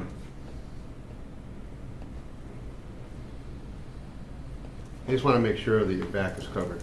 I think the continuity makes, you know, we don't need to add Agreed. more cooks in the We just kitchen. wanted to make sure.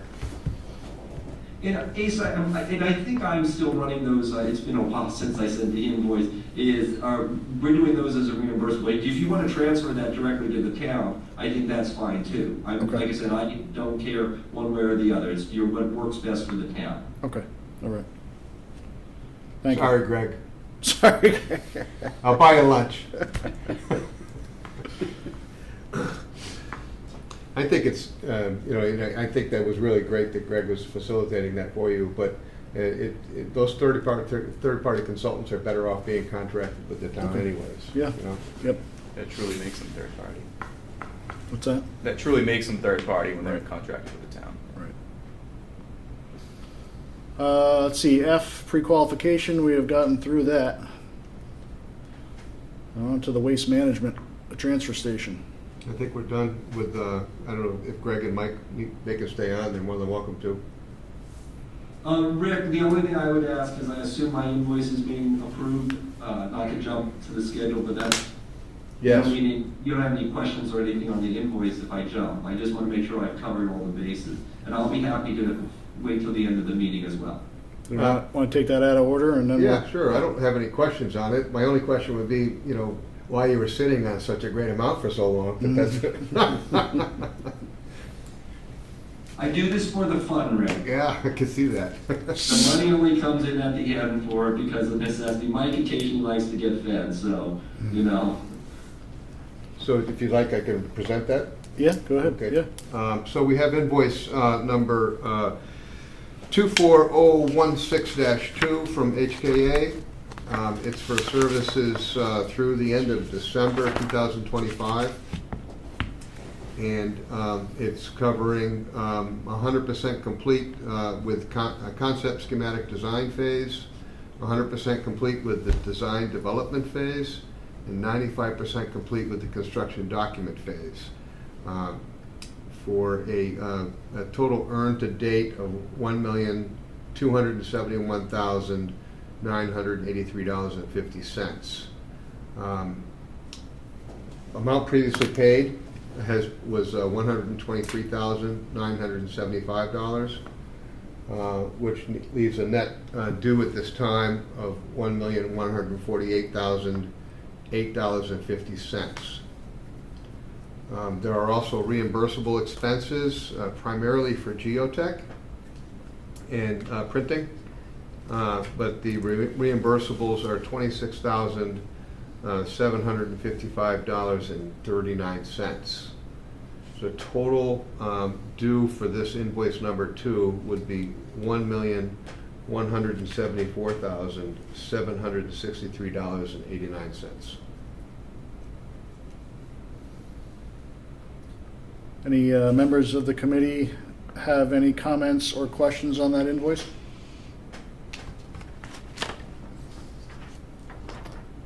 I presume they're all in line with the contract amount? Yes. That was my question. Okay, fair enough. Thank you. Do we want to make a motion to accept and put this invoice in for payment? So moved. Second. Thank you. Tom made the motion, Greg seconded. Greg? Yes. Tom? Yes. Catherine? Yes. Nolan? Nolan, you out there? He's probably gone. There you go. I don't see Nolan. Ken? Yes. And I vote yes.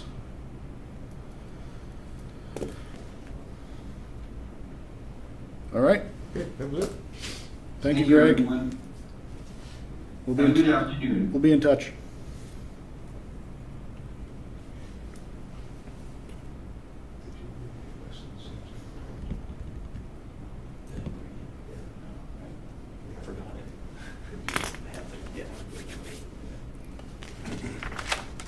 I had it in my pile. All right, we're running skinny on time here, so.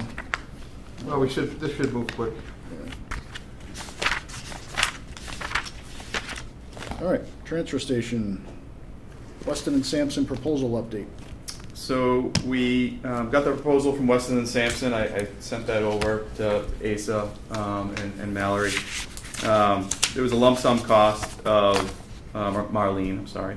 Lump sum cost of $1,160,000.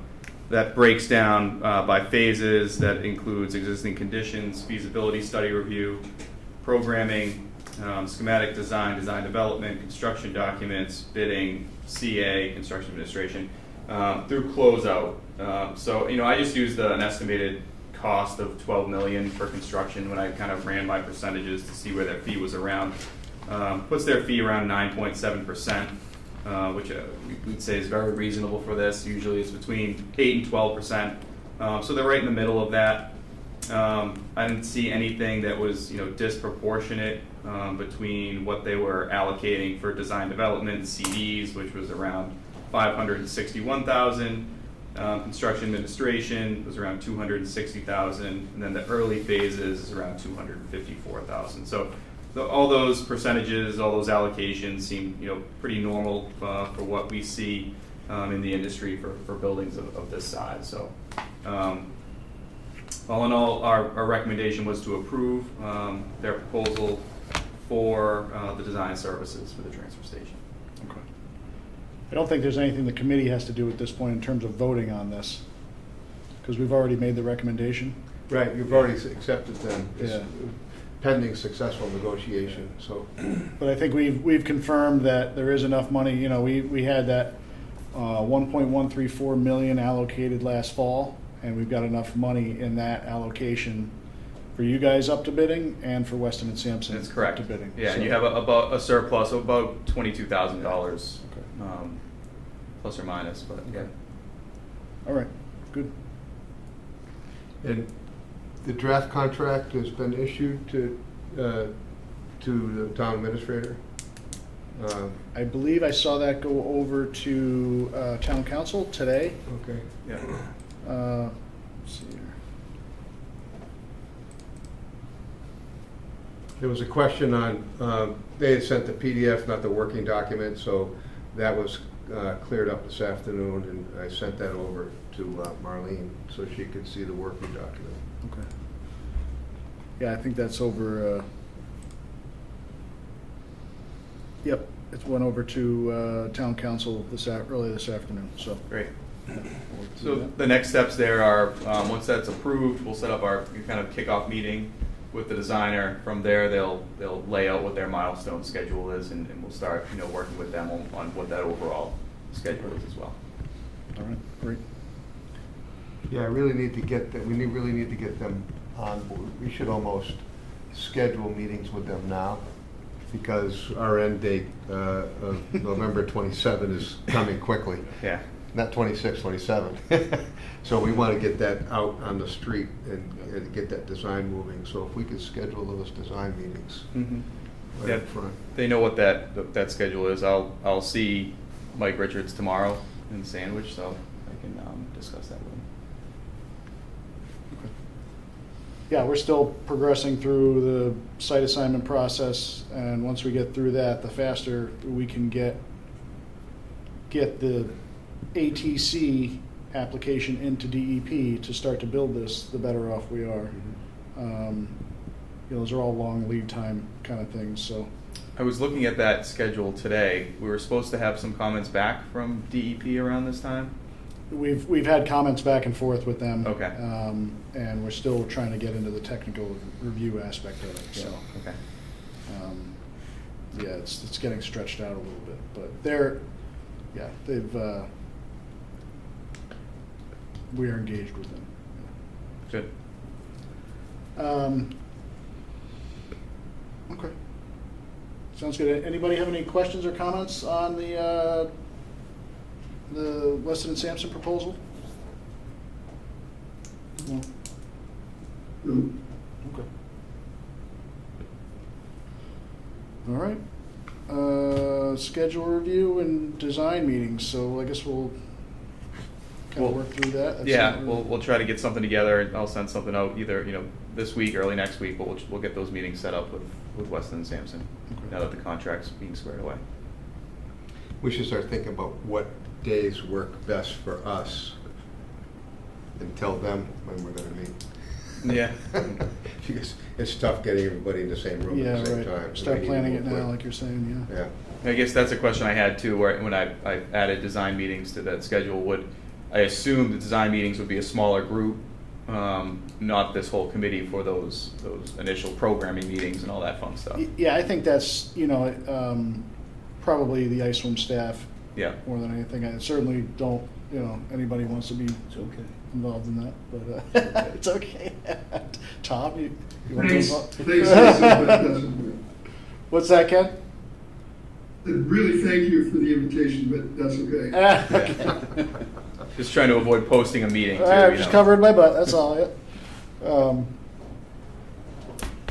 Okay, yeah, so ISWM, we'll keep it internal with ISWM to get the ball rolling, and then we'll bring what we have back to the committee and Good. go from there. So is there a day that works better for your crew, you think, as far as meetings go? It's probably a tough question. It's such a moving target, but Yeah. we can maybe in the next day or two, Talk offline. just see what our schedules are. Sounds good. When do we need to have another building committee meeting? I mean, short of the transfer station, is there anything, what's the next milestone for, because I assume we have a little bit of time with the transfer station, just getting things sorted out and the programming, but for the office and maintenance garage, where do we stand? Unless something comes up, I I would do one a month from today. just as an update. Yeah. Yeah. We should stay on track. Yeah, yeah. Stay engaged. And then one when the bids come in. Yeah. Asa, speaking of staying on track, my only comment about the discussions you have over programming the transfer station is please don't forget about keeping in mind rail access to it. Absolutely. Okay.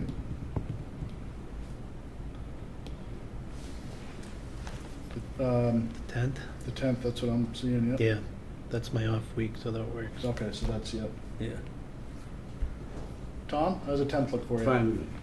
Catherine, the 10th, Is it 3:30? I'm checking, hold on 1 second. Nolan? Works for me. Ken? I assume it would be at 3:30? The 10th at 3:30, yep. Yeah, that should work for me. Yeah. I'm good with that. All right.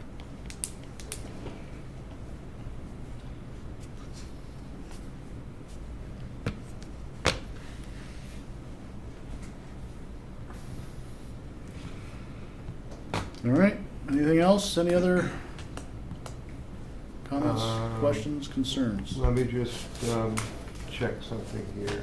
Oh, I have a question for Greg, who's gone now, but I've asked him that question about the electrical service and coordination with the utility company. He hasn't got back to me. I've asked him a couple times, but we'll get you an answer. Yeah, yeah, that's something right. that sits in my head frequently. Yeah, I meant to ask him that earlier, and then the proprietary thing. Yeah, Got me off track. Because I wanted to know about, I had a couple of things there too. I'll check with him. I don't know if they've made contact with the owner of One Motor Way or not. Yeah. So that's gonna be critical. Is that, we need to be on their property to do that? We can't stay in the right of way to do that work? They seem to think it was an ideal location because of what they needed to do. Just We're going sort of at a diagonal, I believe. Okay. So I'll check with him on that. We shouldn't have let him go until I had a list of questions to ask him, but we were right. He took the money and ran. Yeah, he went out of here. So let's schedule our next committee meeting as well while we're here, if that's okay. At this time, the general bids are due on the 5th, which I'm not sure what day of the week that is. Oh, you're the next committee Yeah, meeting. Okay. yeah. So it's like I thought we just did that. Yeah, I'm sorry. So you're talking like That's- February, late February or March, is that what you're? Yeah, I'm thinking March. The bids are due on the 5th. I don't have my calendar with me, Thursday. but I don't know what Be the. the 10th Is it? or the It's a Thursday, 17th? so what's the next Tuesday? The 10th. The 10th, The yeah. 5th, Next Thursday. Tuesday, the 3rd. Is the no, 10th. So you want to 10th. schedule that now too? Sure. I'm That fine way with everybody can block out their calendar. If all goes well and we don't have to extend the bid for any reason, we'll have some, we can give you those results and we can be making some decisions at that time. Because it probably has to go to the select board as well. So you would have to vote first on the award, Make the recommendation. make the recommendation, that goes to the select board, Yep. so. Okay. And I'll check with Marlene on when the select board meeting dovetails with that, because ideally, we don't want to sit around. We want to get it awarded, we want to get them buying up the project real Yeah. quick. Does anybody have any known conflicts a little ways out with the 10th? Isn't that when we're doing our next meeting? That we just Well, the March 210 and then 10th. 310. March, yeah. oh, March March, 10th. oh. Yeah, if I'm fine, if we're on the 10th of March, I may be a little late to that meeting. Catherine, What time Nolan, are we you guys talking? good with that? 3:30? I'm good with it. All right. I can't, I've got a 4:30, so I don't think I can do that. I'm good with the Sorry, 10th of sorry if I'm March. not here for one meeting, sorry. But, so you can't make the 10th? I can't do the 10th of March, no. Are we gonna get, how long? I always say, these meetings always run longer than we think. Well, at that point, I don't think it should be that long. Yeah. Because basically, the results of the bids, they're already pre-qualified, so we don't have to do reference checks or anything. It's just basically tabulating it and making a recommendation to the group. Okay. So if there's another day that works better, but ideally, we should try to pencil something in now so that we know that we're not. Let's leave it at the 10th for now, and then we'll see what happens. Okay, all right. All right, so we got 210 and 310 at 3:30. All right. Anything else? I think we covered a lot of ground. Sure did. Ken, anything else? No, I'm all set. Nolan? All set. Catherine? All set, thanks. Greg? No. Tom? Nope. I have nothing. Motion to adjourn. Second? So moved. I forgot to say Happy New Year. Greg, Yes. Tom, Yes. Catherine, Yes. Nolan, We're already halfway through January. I know. Nolan, Ken, Yes. and I vote yes. Thank you, everybody.